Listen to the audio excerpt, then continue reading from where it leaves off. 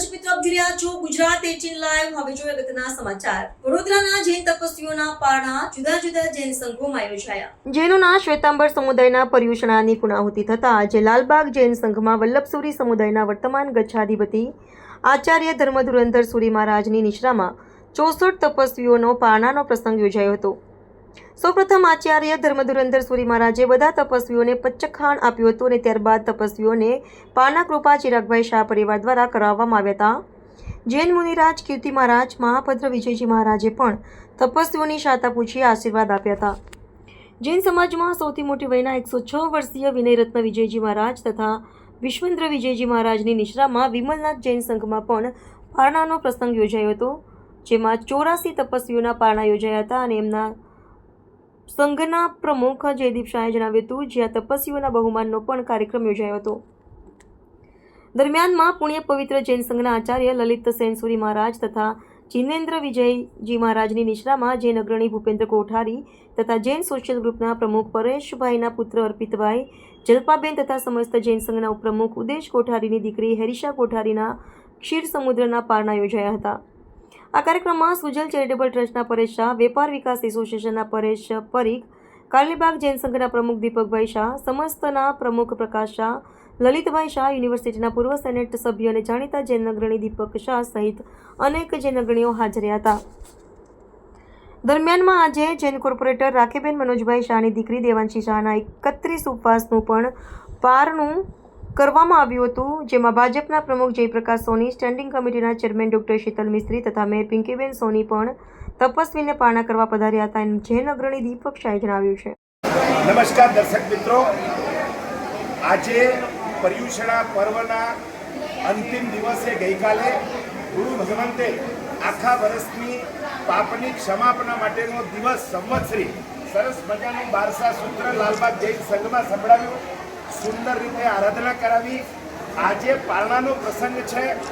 લાલબાગ જૈન સંઘની અંદર અમારા પ્રમુખ અગ્રણી છે એવા લાલબાગના પ્રકાશભાઈ અને સંજયભાઈ, બાકી બધા ટ્રસ્ટીઓ છે। આપણે ગચ્છાધિપતિ વલ્લભસુરી સમુદાયના વર્તમાન ગચ્છાધિપતિ ધર્મધુરંધર સુરી સાહેબ આપણી સાથે છે। આજે આ પારણાનો કાર્યક્રમ છે। गुरुदेव, पारना किस लिए करना होता है ये जरा हमारे दर्शक को बताओ। देखिएगा, पहले तो मैं यह कहना चाहता हूँ, जैन धर्म की प्रमुख साधना है उपवास। कारण यह है कि उपवास एक साधनावाची भी शब्द है और तपस्यावाची भी शब्द है। तपस्यावाची इस कारण से कि जिस दिन जैन श्रावक या श्राविका या बालक या बालिका तपश्चर्या करता है, उपवास करता है, उस दिन कम से कम 4 प्रकार के आहार का, यदि 4 प्रकार के आहार का नहीं तो 3 प्रकार के आहार का त्याग करता है, केवल पानी की छूट रखता है और वह सारा दिन उपवास, उप यानी कि नजदीक, वास यानी कि रहना, पूरी की पूरी कोशिश करता है अपने धर्म के पास में रहे, अपनी आत्मा के पास में रहे, अपने गुरु के पास में रहे। और हमारे यहाँ पर मांजलपुर संघ में एक बहुत अच्छा आपको मैं प्रमाण देता हूँ। ये लड़का जिसका नाम है देवार्य, उम्र छोटी है, आप इसको देख करके इसकी आयु का अनुमान लगा सकते हैं। और इस उम्र में मैं मानता हूँ कि जितनी इस बच्चे की उम्र नहीं है उतने इसने उपवास किए हैं। 16 उपवास किए हैं और लगता नहीं कि 16 साल का है। और इसके पिताजी कह रहे कि ये 12 साल का है। सचमुच में इसके लिए तपस्या के लिए मनोबल चाहिए, आत्मबल चाहिए, साधना बल चाहिए। और इसके सिवाय यदि हम समझ करके ये तपश्चर्या करेंगे तो अवश्य में कर्मों का क्षय कर पाएंगे। और जिसका हमको उदाहरण प्रत्यक्ष रूप से मांजलपुर और मांजलपुर के अतिरिक्त बड़ौदा के कई संघों में देखने को मिला, सुनने को मिला, समझने को मिला। पर संवत्सरी के बाद गुरुदेव कौन सा कर्तव्य करना होता है? देखिए, मैं एक बात कह देना चाहता हूँ, इस बार हम मांजलपुर में संवत्सरी से पहले और संवत्सरी के बाद और पूरी की पूरी जिंदगी भर यदि कोई कर्तव्य करने जैसा है तो सबसे पहले सम्यक दर्शन का स्पर्श है।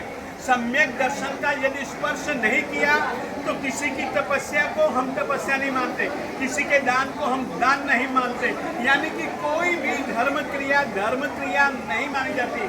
तो शुरुआत में भी और आखिर में भी, बीच में भी सम्यक दर्शन चाहिए।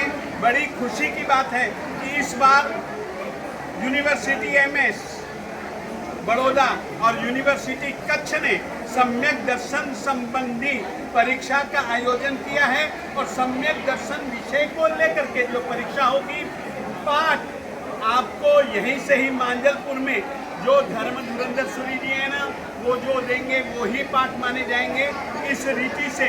तो जैन श्रावक श्राविका के लिए भी ऐसा नहीं, हर कोई आत्मा सम्यक दर्शन पा सकता है, पाए और आत्म कल्याण को सिद्ध करे, इतना ही आप लोगों से कहना है। 1 2 3 4 તપસ્વીનો જય જયકાર 1 2 3 4 તપસ્વીનો જય જયકાર।